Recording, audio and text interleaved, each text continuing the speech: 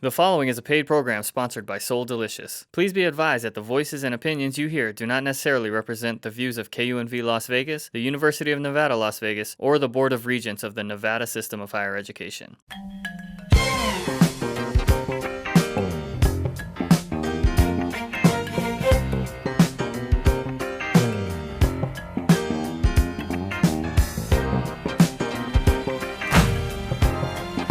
Hello, Las Vegas, and welcome to this segment of Soul Delicious Infused. Now, welcome your host. Good morning, Las Vegas. This is Benjamin Bay, owner of Soul Delicious Seasoning, and welcome to Soul Delicious Infused, where we talk about all things cannabis in Las Vegas every Saturday morning at 7:30 a.m. on KUNV 91.5, Jazz and More. Well, my co-host, Miss Stephanie Magurno, is going to talk to you about who we have on today. How are you today, Stephanie? I'm good. Thanks, Ben. You're welcome. Yeah, we have a great show today. We're going to be interviewing Susan Bunce and Dr. Benjamin Chu from DB Labs. They are a cannabis testing facility here in Las Vegas. How are you, Susan and Ben? Hey, we're good. Thank you so much for having us on this morning. You are welcome. Hey. Hi, Ben. And before we get started asking you everything that our listeners ever wanted to know about cannabis testing, I just want to let listeners know where you can find more information about us. I'm the COO of THC Production, and listeners can visit thcproduction.com. And for Soul Delicious, You can tune in, or you can just listen to me tell you. Soul Delicious, you can go at squareup.com/store/Soul Delicious. That's SOULDLICIOUS. Just go right there to squareup.com/store/Soul Delicious. And you can call 702-824-3813. That's 702-824-3813. excellent. So I guess let's dig in. So Susan, what exactly does a cannabis testing lab do?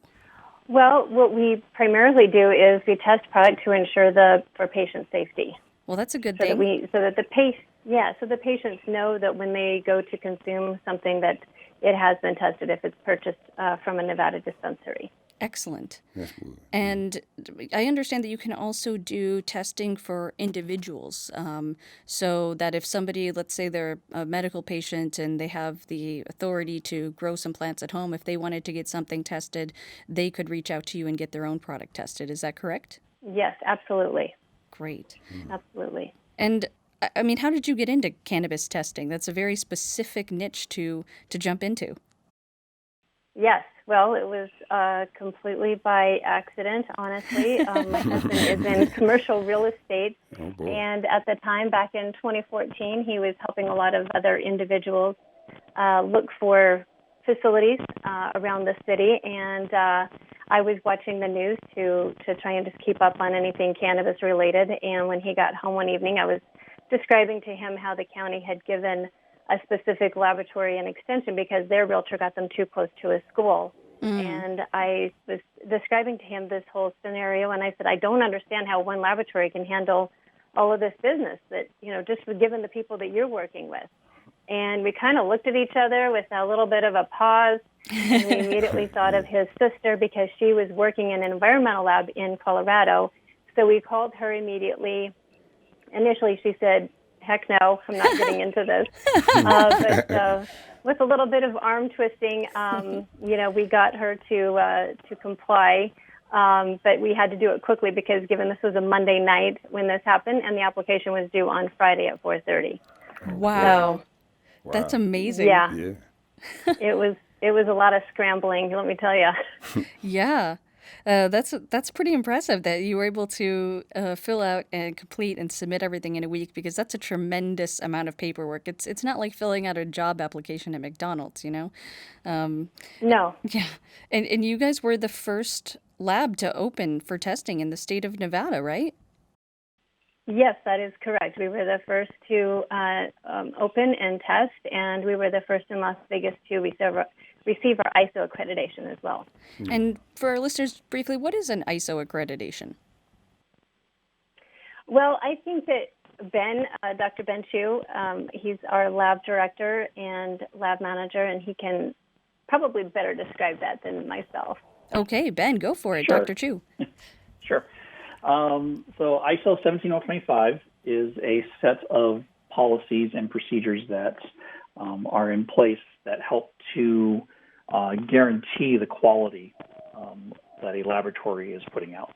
So there's a lot of details in there that have to do with, how often are you checking your instruments, for consistency to make sure things aren't drifting, but at the same time, are you preparing your samples and everything else in that laboratory in the same way, so that it helps to tighten up all of the results that come out of the laboratory, so that you know that you're putting out a quality product. And Makes sense. Yeah, makes sense. Laboratory report. So. And that's not just for cannabis, that's across all laboratories, correct? Yes. So there's, it's not just in the cannabis industry. So ISO 17025, I think they're at the 2017 standard right now. So that is something that laboratories, a lot of industries and laboratories can choose to become accredited to that. But what we're seeing a lot in the cannabis industry is a requirement for laboratories to become accredited to this standard. And that makes for a consistent, safe product, I'm sure. And so, what kinds of things are tested in cannabis? Well, there's a lot of different things that we are required by the state of Nevada to test for. So we test for moisture, heavy metals, pesticides, residual solvents, of course, cannabinoids and terpenes, yeast, mold, enterobacteria, coliforms, salmonella, aspergillus, mycotoxins, water activity, and pH. That's a lot. Wow. Yes. Wow, that is a lot. And of course, I know It this is a lot. from having our products tested. But yeah, there's a tremendous amount of rigor and study that goes into making sure that consumers and patients can have a really quality product in this state. Yeah. And Good turnaround time, I hope. Yeah, you got a good turnaround time on Yes, all that? it is. There you go. Yes, we do. Oh, We do okay. have a little as 3 days. Oh, okay. That's a wonderful turnaround time. Yeah. Not like weeks Yeah, and weeks and and depending weeks. upon, there's some people that may want just a potency. They want maybe an R&D sample, and we can turn that around in 24 hours. Oh, that's good. Oh, that sounds good. Yeah. That's great. And I think that it might be helpful because some consumers have a perception that, all lab reports are inaccurate. And, perhaps they don't know about the ISO accreditation and what that means and some of the standards. So on the one hand, sort of to dispel that myth, but on the other hand, really to highlight why DB Labs is so reliable. Because our company uses your lab exclusively, because early on we used a few different labs and we found that the results were inconsistent. So we would get some cannabis oil tested, and then we would use those results to infuse, let's say, a chocolate bar, and the chocolate bar would come back way underdosed or way overdosed, and we'd have to melt down the entire batch, make it again. And obviously we can't afford to do that all the time. So we turned exclusively to DB for our lab testing needs because we found you to be so consistent. And, in my experience, and sometimes we purchase oil from key suppliers that we trust and know their methods. And so I've seen, some improvement in that. The lab reports in general are getting more accurate, but maybe it's not where everyone would like it to be. So why would you think there could be such variances across labs? Dr. Chu, perhaps you could speak to that. Sure. So I can't speak all details in the other laboratories, but while ISO does provide a framework for the quality system, it does still require some knowledge within the laboratory for how you are performing some of these tests. Those just little details about that. And so at DB, we do work very hard to provide some consistent and reliable results. And so just we've done a lot of tests on these products to make sure that we can extract out all of the cannabinoids, consistently from the different materials that are in there. And a lot of that just comes from experience in other industries that the laboratory has, and just how things would work for that. But that being said, there are some variations that you get, and a lot of that, does have to do with the nature of the material itself. So, for instance, microbial contamination.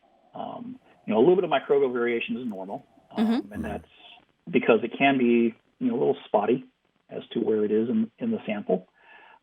Makes sense. So, for instance, when you have bread or cheese gets moldy, it usually starts in one little spot. Right. But the rest, 99% of the rest item, you can't see anything on there. And because the laboratories are testing just a small fraction of the entire lot of cannabis, we see it's for flower material, it's a 5-pound lot is the maximum size, and we only take, probably about 10 or 12 grams out of that for our testing. Okay. So little variations like that, it can play a role in the results. And, so for results where there's a measured value, we can take multiple samples and try to average them out there to see where that is, across, what that small sample that we took.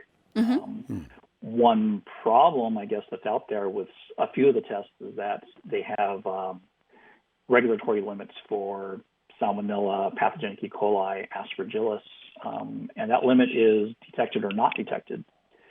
So what that means, if it's detected anywhere in the sample, then the entire lot becomes a failure. So even if you run a sample on another part, or even if you run that on another part of the sample, and that comes up passing, you can't average away failing results. Right. Because all it really says is that it's somewhere in there. And the way they wrote the regulations, that's a pretty tight limit that's on there. Either you detect it or you don't detect it. But for other things, back to your question about, consistency and the potency, there's going to be some small lab-to-lab differences. And, as you said, there's going to be variations from bud to bud, and even from the top of the bud to the side of the same bud.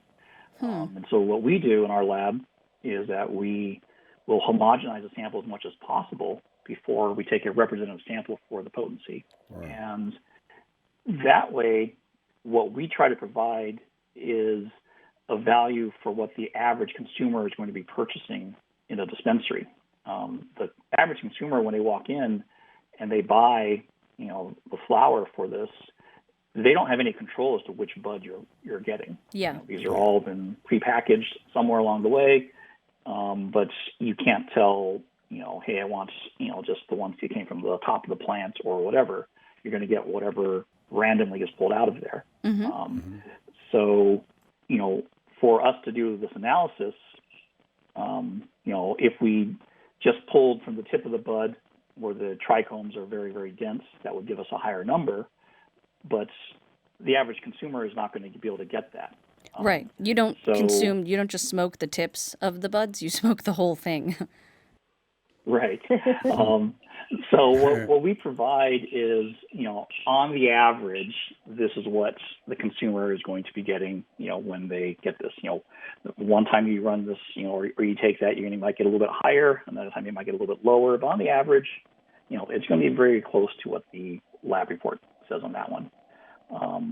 Now, for larger variations, that's a little more problematic. So what we do is that we test all samples in duplicates. And that's just to make sure that there's no laboratory error, or to minimize the laboratory error in there. And so what we do is that we have a limit that we say the replicate results must be within a certain range of each other. And we report the average of that as well. And if they're not within, or if they're not close to each other, then we'll do additional preparations, and we try to determine, a more consistent value that we report. And then, so again, this is another way of just saying, on the average, the consumer is going to get this. We just don't select, the highest value that we see. onto there, but we don't select the lowest value we see either. We're trying to just average as much as possible to sort of smooth everything out. That makes a lot of sense. Yeah. I mean, I've been working in this industry for years, and I didn't even know all of these different measures that you take to make sure that your results are so I feel reliable. Yeah. I feel much better now. I'm Absolutely. listening to all of this. I knew there was a reason that we picked you. Yeah. Now I know why. Yeah. We have an immense amount of quality control that happens in our laboratory. That's good. That's wonderful. Yeah. And Yes. Yes. and what trends are you seeing right now in terms of in your facility, either in the types of products that are being produced and sent to you for testing, or maybe trends in lab reports? For example, we're seeing a lot more CBN or a lot more CBG or a certain cannabinoid popping up, or maybe there's a trend with the residual solvents. What kinds of things can you share with us without violating anyone's confidential IP or anything like that?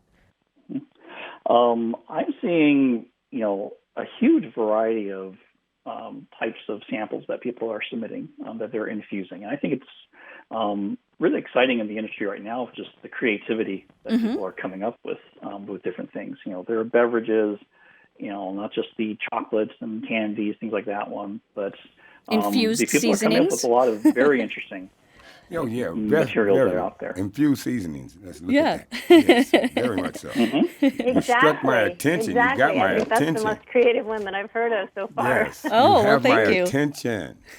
Infused seasoning. Yes. That sounds wonderful. So yes, you're right. There is a lot of creativity going on. Oh, bunch of it. Yeah. We're not slowing And down. so that, good. Yeah. And so that Go ahead. that creativity does, provide some challenges to the laboratory. In that I do try. Yep. I do try. Because we need to make sure that material is consistent throughout the whole material. So, if it's a multi-serving item, then every time a consumer uses it, you want to have a consistent amount coming out that they're getting in their dosage. Right. So if you've So, got a whether chocolate bar with 10 Good. pieces that are in the chocolate bar, you want the same amount of THC in every single piece. Yeah. Right. Because they'll be taking this over multiple days, and so you kind of want them to have the same to know what to expect every time they take this. And there are other things. Just how people are making these things can vary a lot. So, for example, a piece of candy that's designed for the entire piece to be eaten at once, you could either make that candy by incorporating the oil into it before you mold it, or you can make an uninfused or take an uninfused product like a gummy, and then you can spray the oil on the outside of this or inject it into the middle of this. Since it's a single dosage item, and the expectation is for the consumer to just pop the whole thing into their mouth, then it doesn't really matter, how it's made in there. But it does have a very big difference on how the laboratory tests that sample. So, remember in a laboratory, we have very, very sensitive instruments, so we only need to take off a very small amount of that sample to see everything. how much is in there. Just see everything. But if that product has been sprayed so that the outside of it has, definitely more cannabinoids than the inside of it, that does affect how the test comes out. And so for these types of things, we like to partner with the companies that are making these to get a better understanding about how they're doing this, so we know up front, how is this being blended together onto there so that we can go about this in the right way from the beginning. Yeah, that makes sense. You might take like one of those pitching machines and put your sample in it and smash it against the wall so it's all homogeneous. No, I'm just kidding. You wouldn't do that. But what are some of the things or something, one thing, multiple things that you would like to see happen in terms of laboratory testing of cannabis moving forward? So, a lot of regulatory bodies, not only Nevada, but across every state, they're all coming out with new regulations. They're changing them. They're modifying everything all of the time, which is good. I know that there's the governments are trying to make this a safe product, but at the same time, a lot of them need to maybe take a step back and make sure that what they're asking is reasonable for what they're screening for. A lot of the states have been cobbling together regulations for pesticides, residual solvents, microbial contamination, and they're pulling them from a lot of different types of products that are out there. They're pulling it from the pharmaceutical industry. They're pulling it from natural products, things like that. And they're trying to force fit a lot of that for cannabis. But a lot of them don't take into account if these are reasonable requirements or not.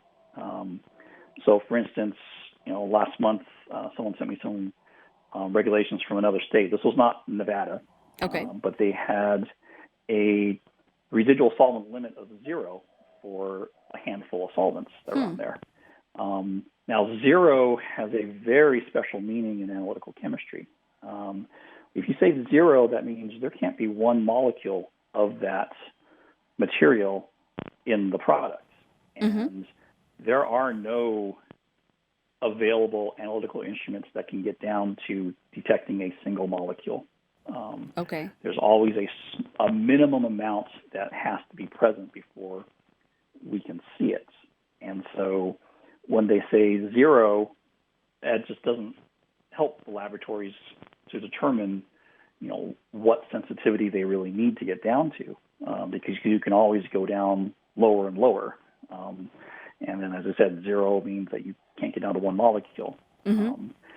So, one of the things that regulators and other people need to understand is that this is an analytical laboratory is not like what you see on TV. So it's not like CSI Miami? So, no. That's what I was going We to wonder. don't just press a button. I thought it was going to be and, CSI Miami. you guys have just see everything come up on the screen, and it tells you, it just breaks everything down, and you guys go, no, this is not going to work. That kind of thing, and it's that easy. But I guess what I'm listening to is there's a lot of difficulty in this, and you got to go real strategic to get it out what you want so you can be clean and free of everything. And, we're coming out with the infused seasoning. That's something different that's coming out to anybody, to be an infused seasoning out there with THC and everything. And I'm glad that Stephanie chose you guys to be a part of that, because I want it to be perfect when it goes out. We are too. Yeah. We are too. We're looking forward to that. Oh, yeah, you guys are going to love it. Love it, love it, love it. Because regularly with the seasoning, it's just like it's already out there. I've been out there 15, 17 years, 16 years now. And it's been everywhere since I started the company. So I'm really looking forward to the next level, changing gears, going into the cannabis industry, period, that's going to be something else. It's going to be like one of my closest friends say, game changer. That's what she says. So basically, that's what it is. We're going to look forward to this. Yes. Yeah. Yes, we are too. Likewise. Yeah. And, we were talking about how the regulations of the state and their requirements, that those requirements have to be reasonable, et cetera. And of course, we're getting ready for the new regulatory agency, the Cannabis Compliance Board, is coming out with some new regulations for the industry.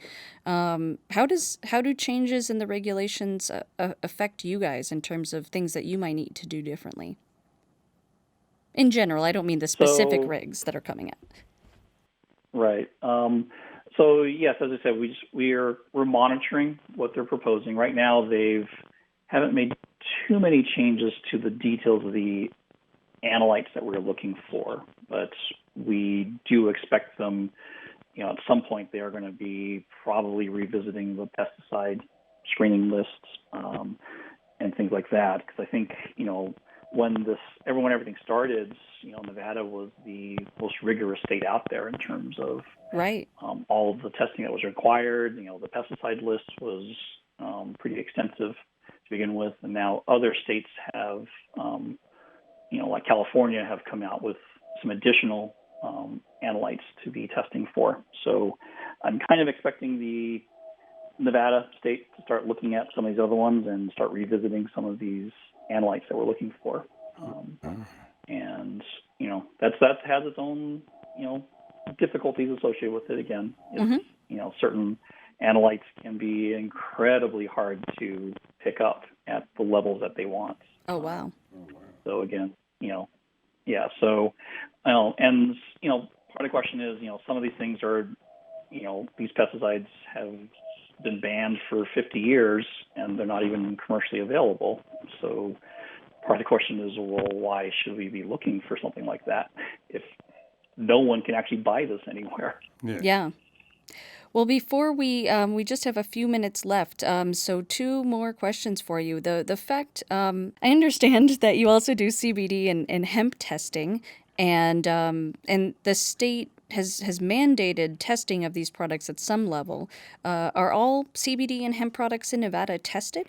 Well, if they are sold in a Nevada dispensary, then they have to go through the exact same rigorous testing that cannabis goes through. I see. So if they're at another store, they don't need to be tested. Something other than a dispensary. Okay. Correct. But there are many CBD companies that do testing. They're all kind of increasing their testing to kind of stand apart from the other companies. Okay. To show that they have gone that extra mile to make sure that their product is safe as well. I would like to ask one question. With the regulations, because I was talking to Stephanie about it, and you only can, if you do a CBD in Nevada, it has to have 1% THC in it, or you can go straight CBD in Nevada. Like, say if I wanted to infuse the seasoning with CBD, okay, and we did it the same exact way or what have you, would they have to add 1% THC because of a regulation in Nevada, or it can be just straight CBD? No, you can absolutely just have straight CBD. Okay, so I can do that. Yeah. Yes. Go ahead, Ben. Okay, there you go. I know Ben wanted to add more to that. Yes. So, sorry. Yeah. So, but most places do follow the most recent farm bill that does talk about CBD. So, if it's a CBD product, the limit is 0.3%. That it can have up to 0.3% THC in there, and still be considered hemp. So there's a limit at which point this splits between the marijuana side of things and the hemp side of things. Oh, okay. Yeah. Okay. Now, we have to wrap up. So for our listeners that are interested in finding out more about DB Labs, where can they find that? Well, they can look us up. Our website is dblabslv.com. Our Instagram is dblabslv, and our Facebook is dblabsllc. Or they can call us at 702-728-5180. Perfect. Oh, perfect. Thank you guys so much for joining us today. We surely enjoyed all of this information. I know I did, because I'm learning. That's why I was so quiet. See, it's better to be quiet, and you learn a lot when you're quiet.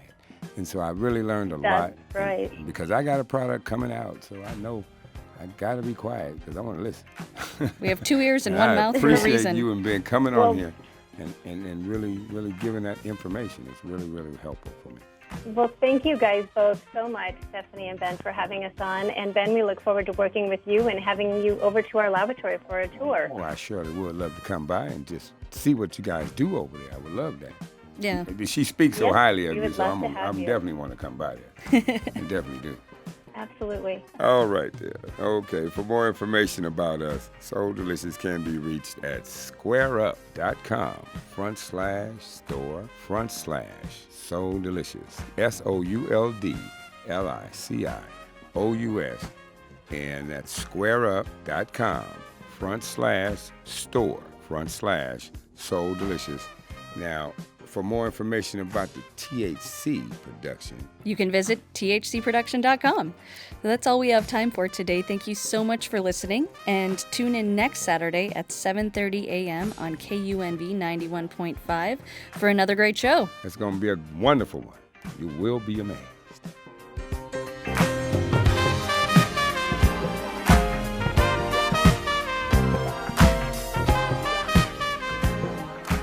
Keep out of reach of children, for use only by adults 21 years of age and older. You have been listening to a paid program sponsored by Soul Delicious. Please be advised that the voices and opinions you've heard do not necessarily represent the views of KUNV Las Vegas, the University of Nevada, Las Vegas, or the Board of Regents of the Nevada System of Higher Education.